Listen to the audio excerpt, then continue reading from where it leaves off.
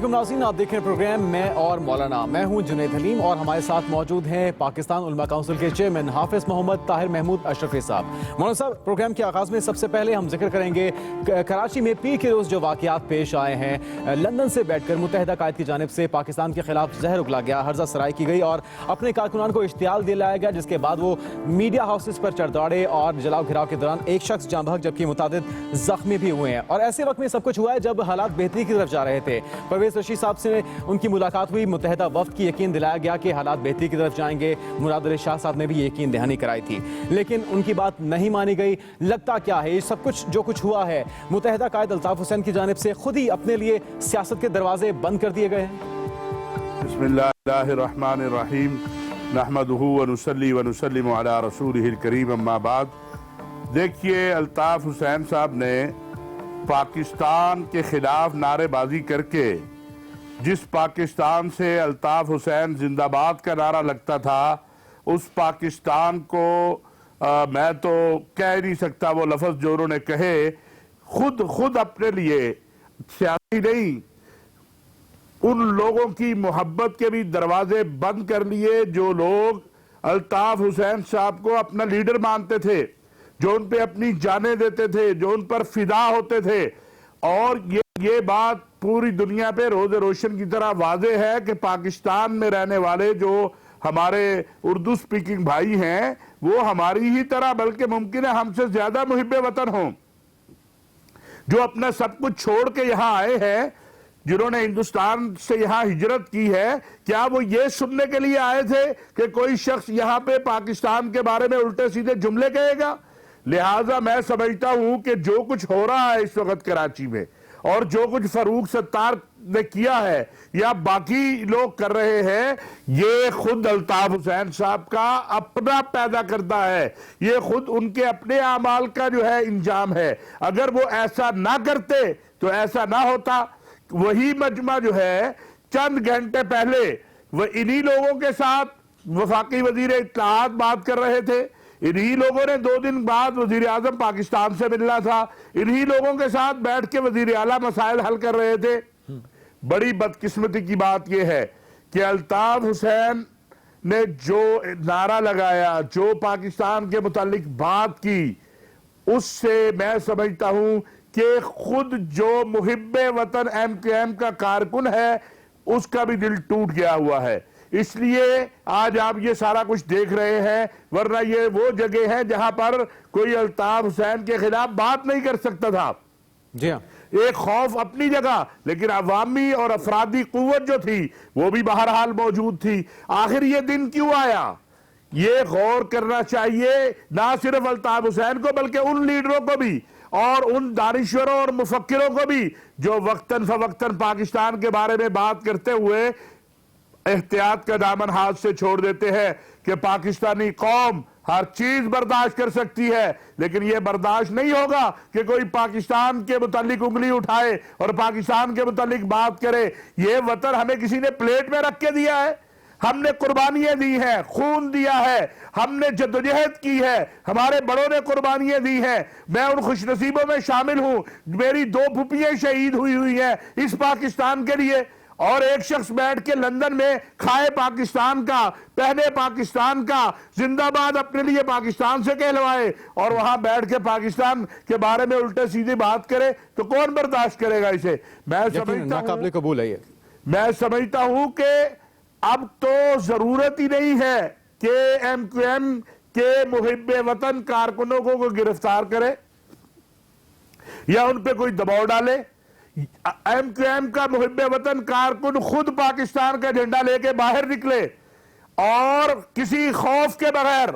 وہ یہ بات ثابت کر دے کہ وہ پاکستان کا محب وطن شہری ہے۔ پاکستان زندہ باد ہے اور یہ زندہ باد قیامت کی صبح تک رہے گا۔ کوئی پاکستان کسی نے ہمیں پلیٹ میں رکھ کے نہیں دیا۔ اس پاکستان کی بنیادوں میں لا الہ الا اللہ محمد الرسول اللہ کے نام پر بہنے والا خون ہے۔ اس پاکستان کی بنیادوں میں ماؤں، بہنوں، بیٹیوں کا خون ہے۔ بے شک کوئی شخص،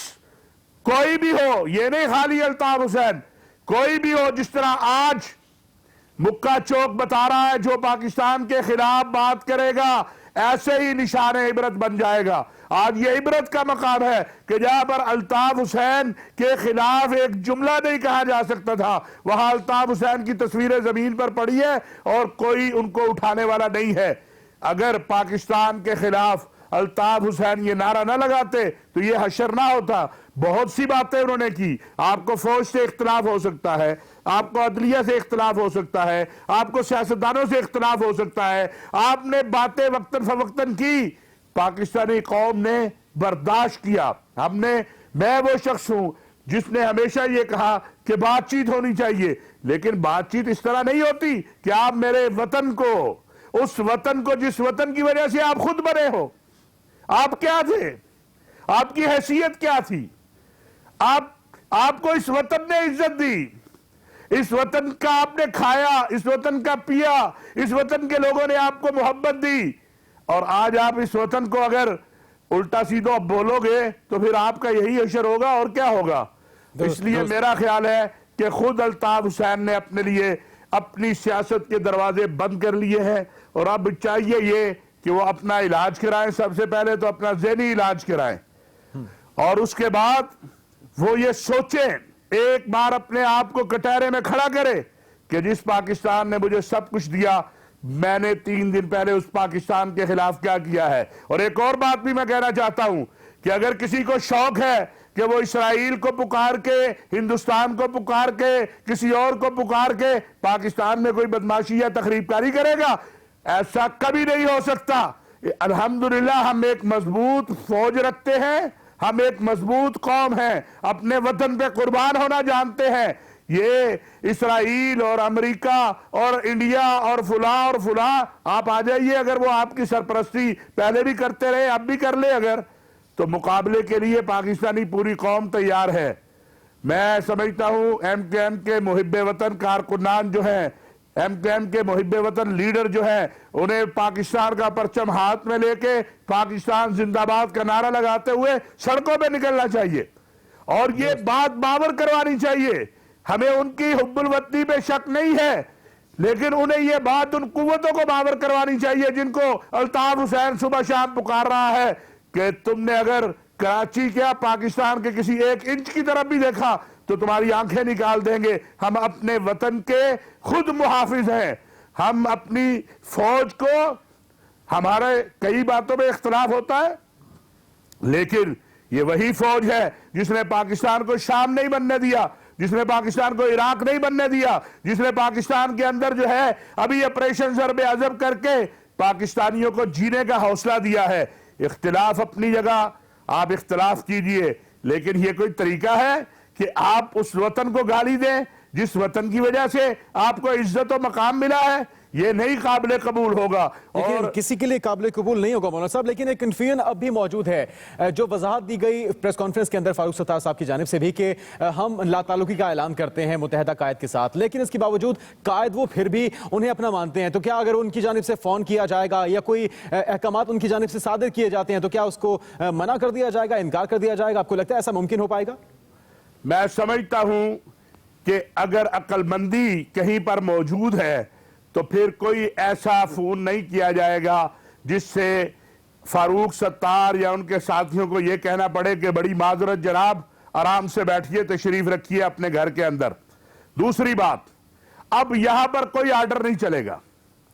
یہاں پر کوئی آرڈر نہیں چلے گا، یہاں پر ایک امتحان کا وقت ہے اداروں کے لیے بھی، ایم کیو ایم کے کارکنان کے لیے بھی، حکومت کے لیے بھی، پاکستانی قوم کے لیے بھی، کہ ہمیں ایم کیو ایم کے محب وطن کارکنان کو احترام عزت دینی ہوگی۔ جو لوگ الطاف حسین کے فلسفے سے بغاوت کر رہے ہیں انہیں عزت احترام ملنا چاہیے، اور جو اس کے فلسفے کے ساتھ کھڑے ہیں ان کے لیے قانون کا کٹہرا جو ہے وہ بالکل بغیر کسی تمیز کے کوئی بھی ہو، اگر وہ الطاف حسین کے اس فلسفے کو جو 3 دن پہلے اس نے کہا ہے اس کے ساتھ کھڑا ہے تو پھر پاکستان کا قانون کہتا ہے کہ پاکستان کے لیے برے الفاظ استعمال کرنے والوں، غداران پاکستان کے لیے کیا کرنا ہے۔ میں کون ہوتا ہوں کسی کو غدار یا کسی کو محب وطن کہنے والا؟ پاکستان کا قانون موجود ہے، پاکستان کی عدالتیں موجود ہیں، لیکن جو یہ کہے کہ میں الطاف حسین کے اس دن کے نعروں کی تائید کرتا ہوں پھر اسے عدالت میں کٹہرے میں کھڑا کریں۔ اور دوسری بات یہ میڈیا پہ چڑھائی، میں سمجھتا ہوں کہ میڈیا ذرائع ابلاغ کے مالکان نے سب سے پہلے، میں سمجھتا ہوں مالکان نے اس مرتبہ جس دانشمندی کا مظاہرہ کیا ہے اور یکجا ہو کر جو ہے دکھایا ہے، اگر ذرائع ابلاغ کے ذمہ دار اسی طرح متحد ہوئے تو پاکستان کے ذرائع ابلاغ پہ کوئی یلغار نہیں کر سکے گا۔ یہ ایک اچھا موقع ہے، ایک اچھی پیش رفت ہوئی ہے کہ جب پاکستان کے ذرائع ابلاغ کو نشانہ بنانے کی کوشش کی گئی میڈیا کے دفاتر کو، تو تمام چینل ایک جگہ مالکان نے جس یکجہتی کا مظاہرہ کیا، کارکنان نے جس یکجہتی کا مظاہرہ کیا، یہ بتاتا ہے کہ پاکستان کے ذرائع ابلاغ اتنی قوت رکھتے ہیں کہ اگر سب مل کر اچھے کاز کے لیے بھی اکٹھے ہو جائیں تو پھر کوئی ایسا مسئلہ نہیں ہے، کوئی ایسی پریشانی والی بات نہیں ہے۔ صحیح، یعنی کہ ایم کیو ایم کے کارکنوں کو اب فیصلہ کرنا ہوگا، وہ پاکستان سے ساتھ کر الطاف حسین کی انتہا پسندانہ سوچ کے ساتھ۔ ناظرین، گفتگو کے سلسلے کو آگے بڑھائیں گے، ایک بریک کے بعد کہیں مچائے گا۔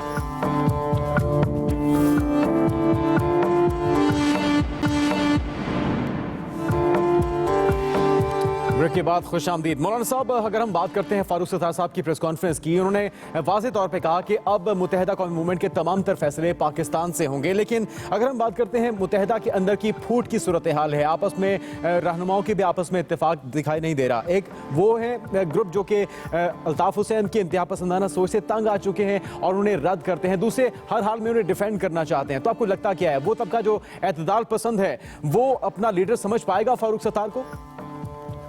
دیکھیے، بات یہ ہے کہ اگر فاروق ستار صاحب، میں سمجھتا ہوں کہ وہ ایم کیو ایم میں ان کی بہت ساری فالوئنگ ہے، اور پھر یہ جو مصطفیٰ کمال وغیرہ آئے اس کے بعد لوگوں کا، اور جو ایم کیو ایم سے محبت کرنے والے ہیں وہ ان کا رجحان زیادہ ہوا ہے یہ فاروق ستار کی طرف۔ تو Farooq Sattar M Q M میں واحد آدمی ہیں جو یہ صلاحیت رکھتے ہیں کہ لوگوں کو لے کے چل سکے، اور جو انتہا پسند گروپ ہے اس میں سے یہاں تو کوئی موجود نہیں ہے،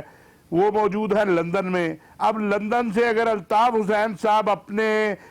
بعض افکار اور نظریات کی وجہ سے حمایت کھو رہے ہیں تو جو ان کے ساتھ ہیں ان کی کیا حیثیت رہ جائے گی؟ اور میں آپ کو ایک بات بتاؤں، ماضی میں چند سال پہلے الطاف حسین صاحب کے بہت سارے معاملات جو ہیں بہتری کی طرف جا رہے تھے،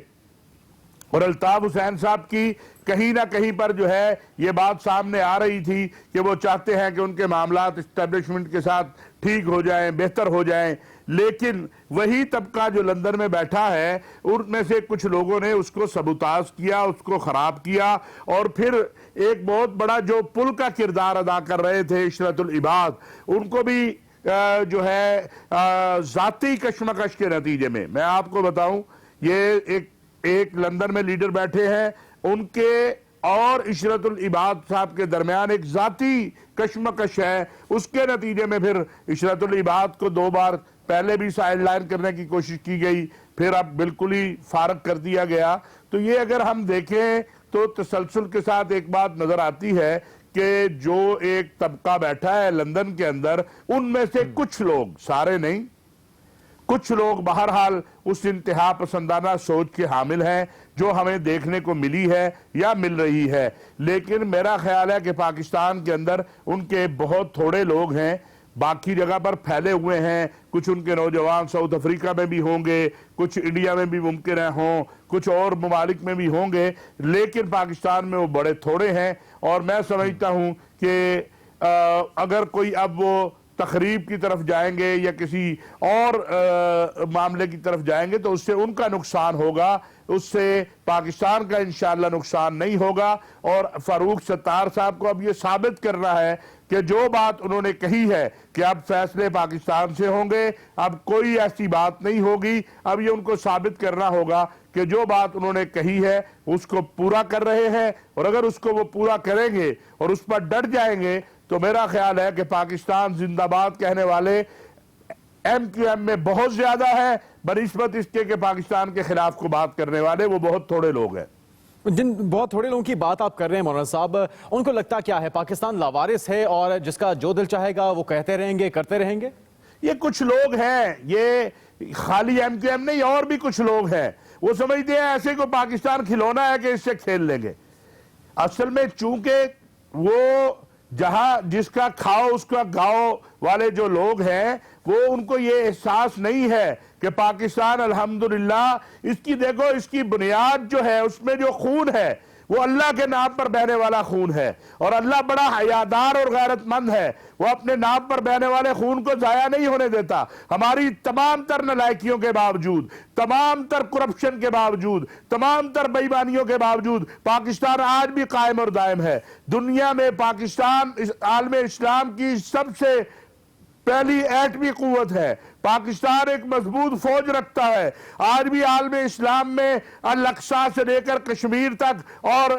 سعودی عرب تک اور عرب دنیا تک پاکستان کی طرف ایک محبت کی نگاہ سے دیکھا جاتا ہے۔ کسی مسلمان کو دنیا میں کہیں تکلیف ہوتی ہے وہ پاکستان کو آواز دیتا ہے۔ عجیب لوگ ہیں، یہ سمجھتے ہیں کہ پاکستان کچھ بھی نہیں ہے۔ انہوں نے دیکھا نہیں کتنی بڑی سازش تھی، کتنا بڑا پلان تھا، کتنے بڑے کون اس کے پیچھے تھا۔ آپریشن ضرب عضب ہماری فوج ان جگہوں پر گئی ہے جہاں پر نہ برطانیہ کی فوج جا سکی، نہ امریکی جا سکے، نہ روس جا سکا۔ ہم نے وہاں سے جا کے دشمنوں کو مارا ہے اور وہاں سے صاف کیا ہے دہشت گردوں کو۔ تو کیا آپ یہ سمجھتے ہیں، میرا خیال ہے یہ بیچارے یہ سمجھتے ہیں کہ کچھ منہ ٹیڑھا کر کے انگلش بولنے والے ہیں، کچھ بیچارے روز کہیں نہ کہیں سے سبق پڑھتے ہیں اور ان کا خیال ہوتا ہے کہ صبح اٹھیں گے تو پاکستان میں پتہ نہیں کیا ہو جائے گا۔ پاکستان کو انشاءاللہ کچھ نہیں ہونے والا۔ پاکستانی قوم، پاکستان کی فوج اللہ کے فضل و کرم سے اپنے ملک کی خود محافظ ہے، اور اب تو یہ پاکستان کا طاقتور میڈیا ہے جس پر آپ جتنے بھی اعتراض کریں، لیکن پاکستان کی مضبوطی اور پاکستان کا استحکام اور پاکستان کی سلامتی پر انشاءاللہ ذرائع ابلاغ بھی پاکستان کے کمپرومائز کرنے کو تیار نہیں ہے۔ اور پاکستان کا مذہبی طبقہ، میں یہ بات بھی آپ کو کہوں کہ پاکستان کا مذہبی طبقہ اس نے ہمیشہ پاکستان کے لیے قربانی دی ہے اور وہ پاکستان کے لیے کھڑا ہوا ہے، وہ اپنا خون دیتا ہے۔ تو یہ ایسے بیچارے چونکہ آخر جو ڈالر والر اور ملتے ہیں ان کو بھی تو مولانا صاحب ان کو الٹا لٹکایا جانا، ان کو عبرت کا نشان بنایا جانا کتنا ضروری ہے جو کہ سنگین جرائم میں یا قتل و غارت گری کے اندر ملوث رہے ہیں؟ یہ ایک اب ہمارے اداروں کے لیے بھی اور ہماری عدلیہ کے لیے بھی ایک بہت احترام کے ساتھ ہمارے پہلے تو سب سے پہلے تفتیشی اداروں کے لیے ایک امتحان ہے کہ وہ صحیح تفتیش کریں، جینون تفتیش کریں۔ کوئی تعصب نہیں ہونا چاہیے، کوئی تعصب نظر نہیں آنا چاہیے، جو ہے وہ قوم کے سامنے اس کو پیش کیا جائے، نہ کسی کو رعایت دی جائے، نہ کسی پہ ظلم کیا جائے، اور پھر عدلیہ میں ثابت کیا جائے۔ مسئلہ یہ ہے کہ تفتیش ہو جاتی ہے، اب تو یہ بھی ایک مسئلہ آ گیا ہے کہ ابھی تفتیش مکمل بھی نہیں ہوتی تو جو پکڑنے والے ہیں ان افسران کو کریڈٹ لینے کا شوق پیدا ہو چکا ہے، وہ چاہتے ہیں جلدی جلدی بریکنگ نیوز آئے، ریڈ ٹکر چلے ہمارے۔ بھائی یہ کام بند کریں، آپ تفتیش کریں،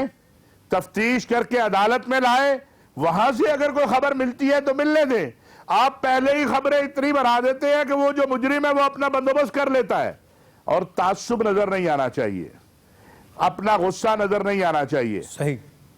جینون میرٹ پر تفتیش کیجئے، قوم کو بتائیے یہ صحیح ہے، یہ غلط ہے، یہ دشمن پاکستان ہے، یہ پاکستان کا دوست ہے۔ تو قوم ساری اب یہ چاہتی ہے کہ پاکستان کے خلاف بولنے والی زبانیں بند ہونی چاہیے، خواہ وہ کہیں پر بھی ہوں، وہ خالی یہ نہیں کہ کراچی میں ہوں، وہ کہیں پہ بھی ہوں، وہ بلوچستان کے کسی حصے میں ہوں، وہ خیبر پختونخوا میں ہوں، وہ پنجاب میں ہوں، وہ کہیں اور ہوں، وہ اسلام آباد میں بھی اگر ہوں، تو اب ان لوگوں کا محاسبہ ہونا چاہیے، احتساب ہونا چاہیے۔ یہ بات قابل قبول نہیں ہے کہ کھاؤ اس وطن کا، پیو اس وطن کا، رہو اس وطن میں، عیش اس وطن کے پیسے پہ کرو اور گالی بھی اس وطن کو دو۔ اب یہ سلسلہ بند ہونا چاہیے۔ درست آپ نے کہا کہ میرٹ پہ تحقیقات ہونی چاہیے، ساتھ میں ان لوگوں کو بھی سوچنا ہوگا جو کہ پاکستان کے غدار ہیں، زہر اگلتے رہے ہیں۔ پاکستان لاوارث نہیں ہے کہ اس کے خلاف جو کچھ دل میں آئے گا وہ کہتے رہیں گے۔ ناظرین، دیگر اہم ایشوز بھی ہیں جن پہ بات ہونا ہے، ایک بریک کے بعد۔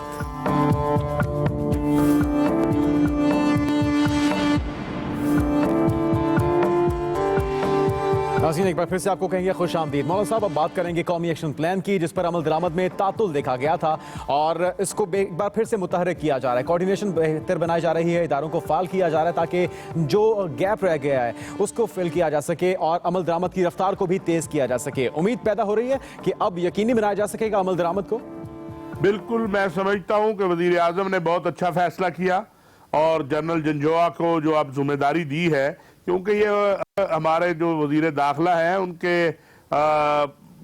बहरहाल उनकी मसरूफियात और भी बहुत है, लेकिन ये उनके बस का रोग नहीं लग रहा था और संजीदगी भी कोई वजारत दाखिला में उस तरह नहीं देखी गई हमने, और उसकी वजह से आपने देखा कि आर्मी चीफ को बोलना पड़ा। तो अब मैं समझता हूं कि जनरल जंजोआ जो है उनके पास बहुत तजर्बा भी है और उन्होंने बलूचिस्तान में मामलात को हल भी किया है। और जो मेन एक मसला है जिसमें कोऑर्डिनेशन में कहीं कमी आ रही थी कि भाई कैसे चलाना है, तो वो अब जनरल जंजोआ से आप बेहतरी की तवक्को कर सकते हैं। और आपने देखा कि उन्होंने चार्ज मिलते ही जो ही एक कमेटी उनकी सरबराही में उनको जब इंचार्ज बनाया गया, इजलास भी किया, उसके बाद वजीर आजम के साथ एक इजलास हुआ और ये मामला उम्मीद तो है कि आगे बढ़ेगा।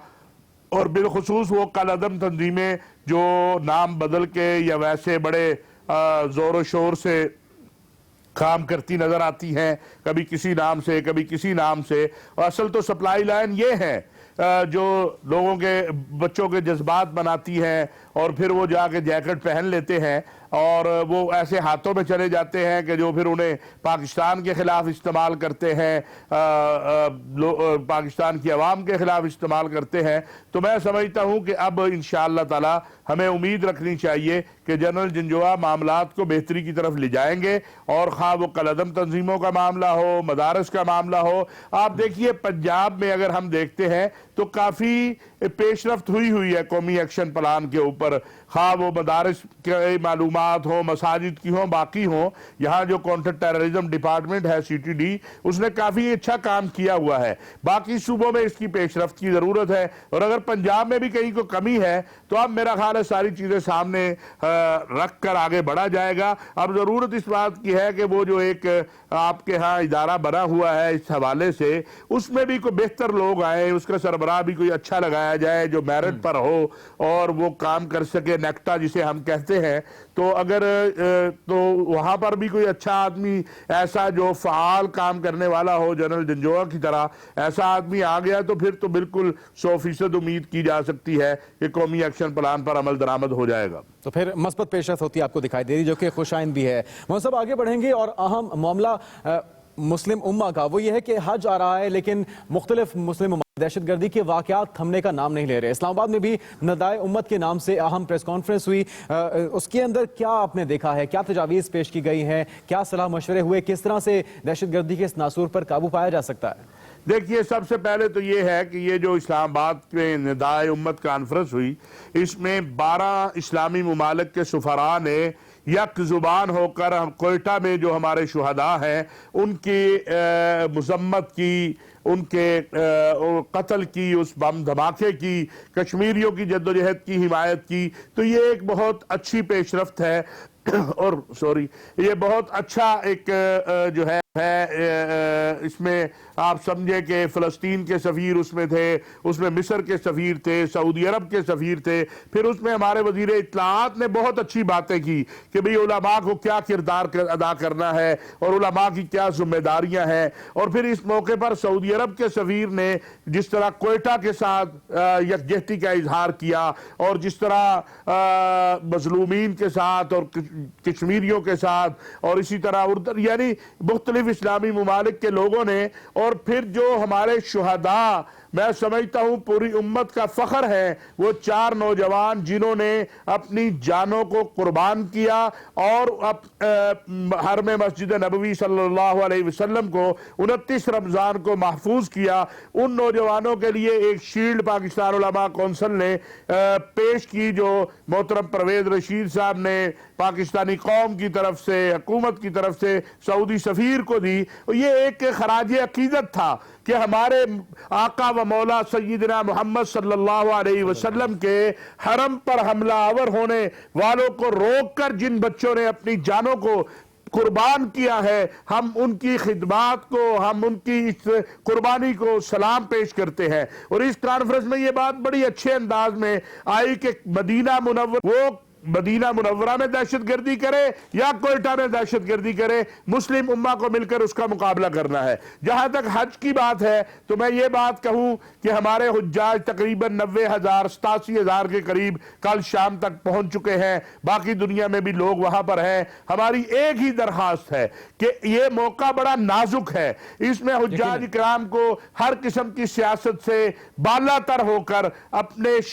جو ہے حج کے جو فرائض ہیں، واجبات ہیں، انہیں ادا کرنا چاہیے اور اس طرف توجہ دینی چاہیے۔ اور اسی طرح میں یہ بات سمجھتا ہوں کہ جو گزشتہ سے روز سعودی عرب میں قطیف ایک شہر ہے، وہاں پر خودکش حملے کی کوشش کی گئی، یا جو حوثی باغی راکٹ روز مار رہے ہیں اور سعودی شہری شہید ہو رہے ہیں، تو یہ مسلم امہ کے لیے اب سوچنے کا وقت ہے کہ آخر ترکی ہے، پاکستان ہے، سعودی عرب ہے، عراق ہے، شام ہے، یہ کب تک اس سارے معاملے میں ہمارا خون بہتا رہے گا؟ کب جاگے گی مسلم امہ؟ کب مسلم قیادت سوچے گی کہ ہمیں کیا کرنا ہے؟ میں سمجھتا ہوں جو ایک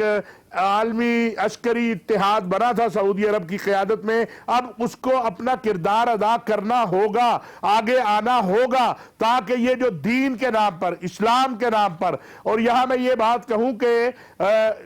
یہ جو کانفرنس تھی اس میں ایک بات بہت اچھی کہی گئی، اور وہ یہ تھی کہ جو لوگ بے گناہ انسانوں کو قتل کرتے ہیں، حقیقتاً اسلام کے تو یہ دشمن ہے، ان کا اسلام سے کوئی واسطہ نہیں ہے، ان کا اسلام سے کوئی تعلق نہیں ہے، وہ داعش ہو، وہ تحریک طالبان پاکستان ہو، وہ کوئی لشکر ہو، وہ کوئی جماعت ہو، کوئی بھی ہو۔ تو میرا خیال ہے اب امت کو یہ فیصلہ کرنا ہے کہ ان گروہوں کے خلاف، وہ حوثی ہوں، وہ القاعدہ ہو، جو بھی ہو، اس کے خلاف اب امت کو فیصلہ کرنا ہوگا کہ ہم نے اب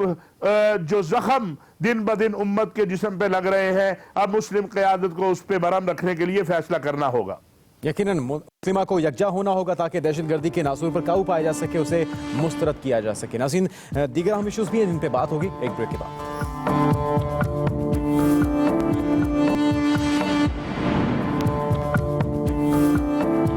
ناظرین، بریک کے بعد خوش آمدید۔ مولانا صاحب، بریک پہ جانے سے پہلے ہم بات کر رہے تھے مسلم ممالک میں ہونے والے دہشت گردی کے واقعات کی۔ گزشتہ روز جو کابل یونیورسٹی کے اندر، افغان یونیورسٹی کے اندر حملہ ہوا تھا، اس کے بعد رابطہ کیا گیا افغان صدر کی جانب سے قوم کے سپہ سالار سے، اور تعاون درکار ہے ان کو۔ تو سخت جنگ کی اطلاعات کیا ہیں؟ کیا کوئی یقین دہانی کرائی گئی ہے انہیں؟ دیکھیے بات یہ، پاکستان تو روز اول سے کہہ رہا ہے کہ ہم تعاون کے لیے ہر طرح افغانستان میں امن چاہتے ہیں، اور اگر کوئی افغان صدر کے پاس کوئی ایویڈنس ہے تو وہ پیش کریں۔ پاکستان نے تو کبھی یہ نہیں کہا کہ ہم افغانستان میں بدامنی چاہتے ہیں۔ پاکستان میں تو کوئی ایسا گروپ نہیں ہے جو یہاں سے بیٹھ کے افغانستان میں جو ہے وہ دھماکے کرواتا ہو۔ ہاں، افغانستان میں ضرور موجود ہیں، ملا فضل اللہ بھی ہے، اور بھی بہت سارے لوگ ہیں۔ تو جو افغان صدر نے رابطہ کیا ہے، جو ہماری اطلاعات ہیں وہ یہی ہے کہ ہمارے سپہ سالار نے کہا ہے کہ بالکل اگر کوئی بھی ایسے شواہد ہے کہ خدا نخواستہ اس حملے سے منسلک کوئی ایویڈنس ہے کہ پاکستان سے کوئی پشت پرائی ہوئی ہے یا کوئی مدد ہوئی ہے یا کوئی معاونت ہوئی ہے، تو ہم ہر طرح سے تعاون کے لیے تیار ہیں۔ ہم نے تو نہیں کہا کہ ہم تعاون کرنے کو تیار نہیں ہیں، اور اگر کوئی ایسا شخص ہوگا، دیکھیں اس سے بڑی بات نہیں ہو سکتی کہ افغانستان میں بیٹھ کر جنرل رحیل شریف یہ بات کہہ کر آئے تھے کہ جو افغانستان کا دشمن ہے وہ پاکستان کا بھی دشمن ہے۔ اس سے بڑی کیا بات ہو سکتی ہے؟ اب یہ ان کا اندر کا معاملہ ہے۔ افغان طالبان جو ہے وہ وہاں کے ایک فورس ہے، وہاں کی ایک آپ کہہ لیں گروپ ہے، یا وہاں ایک قوت رکھتے ہیں۔ پاکستان سے ان کا کوئی تعلق نہیں ہے، لیکن اگر افغان صدر کوئی ایویڈنس دیں، ثبوت دیں، اور وہ واقعی حقیقت پر مبنی ہو، صرف الزام نہ ہو، تو پاکستان نے پہلے بھی کہا ہے، ہم آج بھی کہتے ہیں، لیکن خالی الزام تراشی سے گریز کرنا چاہیے، اور افغان صدر کو افغانستان کا صدر بننا چاہیے۔ ان کو ہندوستان کی خواہشات کے احترام میں جو ہے وہ پاکستان پہ بلا وجہ الزام تراشی نہیں کرنی چاہیے، اور نہ ہی اس سے کوئی حالات بہتر ہوں گے۔ حالات تبھی بہتر ہوں گے جب پاکستان افغانستان بیٹھ کے اس خطے میں امن کے لیے سوچیں گے اور امن کے لیے آگے بڑھیں گے۔ اگر الزام تراشی جیسا کہ آپ نے دیکھا ہے کہ افغانستان سے ہر وقت ایک سلسلہ جاری رہتا ہے، اگر یہ سلسلہ ہوگا تو اس سے جو امن کی کوششیں ہیں وہ متاثر ہوں گی۔ اس سے صحیح مولانا صاحب، اب بات کر لیتے ہیں سندھ میں مدارس کی۔ نیا قانون لایا جا رہا ہے جو کہ پہلے لایا جانا چاہیے تھا، ایک پروسیجر سے گزرنا ہوگا مدارس کو، لیکن کیا مدارس کو نیا قانون، علماء کرام کو نیا قانون منظور بھی ہوگا، قبول بھی ہوگا؟ دیکھیے بات یہ ہے کہ صرف مدارس کیوں، صرف مدارس کیوں بھائی، مدارس بھی تعلیمی ادارے ہیں نا۔ ہمارے ہاں شروع سے پرابلم یہ ہے کہ ہمارے ہاں سسٹم ہے ہی کوئی نہیں۔ بھائی مدارس تعلیم سے منسلک ہیں، وزارت تعلیم ان کو دیکھے۔ اگر سکولوں کو وزارت تعلیم دیکھتی ہے تو مدارس کو بھی وزارت تعلیم دیکھے۔ آپ نے 4 5 6 شخصیات جو ہیں ان کو سمجھ لیا کہ یہ مدارس ہے۔ بھائی وہ مدارس نہیں ہے، مدارس اس کا نام نہیں ہے کہ آپ نے ڈگری لینی ہے، مدرسہ اس کا نام ہے۔ محتمم سے پوچھے جا کے، مدرسے کا محتمم ٹگا اکٹھا کرتا ہے بیچارہ، چندے کرتا ہے، دھکے کھاتا ہے، پھر تعلیم دیتا ہے، کپڑے دیتا ہے، کتاب دیتا ہے۔ آپ اس سے بات کریں، اس کے مسائل دیکھیں کیا ہے۔ آپ 4 5 6 ایلیٹ کلاس کے، جس طرح باقی طبقوں میں VVIP ایک کلچر ہے، اس طرح مدارس کے بھی جو بورڈ ہیں ان کے چند حضرات ہیں، ان سے آپ بات کرتے ہیں۔ نیچے گراس روٹ لیول پہ مدرسے کی کیا مشکل ہے، کیا معاملہ ہے، نہ کبھی کسی نے اس کو دیکھا ہے، نہ دیکھنے کی کوشش کرتے ہیں آپ۔ تو یہ وزارت تعلیم کے پاس ہو، اور اگر باقی سکولوں کے لیے اور کالجز اور یونیورسٹیوں کے لیے ضابطہ بنتا ہے تو پھر بسم اللہ کیجئے، پھر مدارس بھی حاضر ہے۔ لیکن اگر آپ صرف کہیں کہ مدرسہ تو کھولنے سے پہلے آپ کو 50 کام کرنے ہیں اور سکول کھولنے کے لیے آپ کو جناب کوئی ضرورت ہے، تو یہ ٹھیک نہیں ہوگا۔ آپ بلا وجہ پینک نہ کریٹ کریں۔ آپ گراس روٹ لیول پہ، DCO DPO لیول پہ، سٹی سطح پہ، یونین کونسل سطح پہ مدارس سے رابطہ کیجئے، ان کے ساتھ بات چیت کیجئے، ان کے معاملات کو دیکھیے، اور جب آپ بیٹھ کے سنجیدگی سے معاملات کو دیکھیں گے تو معاملات حل ہو جائیں گے۔ یہ مسئلہ چند VVIP یا لیڈ کلاس کے لوگوں کے ساتھ بیٹھنے سے حل نہیں ہوگا، یہ اس مدرسے کے محتمم کے ساتھ بیٹھنے سے حل ہوگا جو اپنے محلوں میں، گلیوں میں ٹگا اکٹھا کرتا ہے، اور پھر وہ اس کو جمع کر کے بچوں کی خدمت میں لگا قال اللہ و قال رسول اللہ پڑھا رہا ہے اور پڑھاتا ہے۔ اب تو دیکھیں پاکستان کا سب سے بڑا مدرسہ جو ہے دارالعلوم حقانیہ، اس نے کہہ دیا کہ ہم جدید تعلیم کے لیے تیار ہیں، ہم اصلاحات کے لیے تیار ہیں، اور عمران خان صاحب روز آپ کو بتا رہے ہیں۔ تو باقی پیچھے کون سا کوئی مدرسہ ہے جو انکار کرے گا؟ اور ویسے بھی ماضی میں آپ کو بتاؤں، ہر بڑا مدرسہ جو اہم مدرسہ ہے اس نے کسی نہ کسی طریقے سے ان اصلاحات کو قبول کیا ہوا ہے۔ تو بلا وجہ پینک نہیں کریٹ کرنی چاہیے، بیٹھ کے بات کرنی چاہیے، بات کرنے سے مسئلہ حل ہو جائے گا۔ تحفظ مدارس دینیہ ہے، اسی طرح تنظیم المدارس ہے، باقی تنظیمیں ہیں، وفاق المدارس، ان سے بات کریں آپ، اور تمام تنظیموں سے بات کریں، تمام مدارس سے بات کریں۔ آپ صرف چند ایلیٹ کلاس کے جو لوگ ہیں ان سے نہ بات کریں۔ جب آپ گراس روٹ لیول پہ جا کے مدرسے والوں سے بات کریں گے تو مسئلہ حل ہو جائے گا۔ یعنی کہ علماء کرام کو بھی آن بورڈ لینا ہوگا، مدد کی جائے تاکہ جو بھی قانون لایا جائے اس پہ انہیں کوئی اعتراض نہ ہو سکے۔ ناظرین، پروگرام دیکھنے کا بہت شکریہ، اجازت دیجیے، اللہ حافظ۔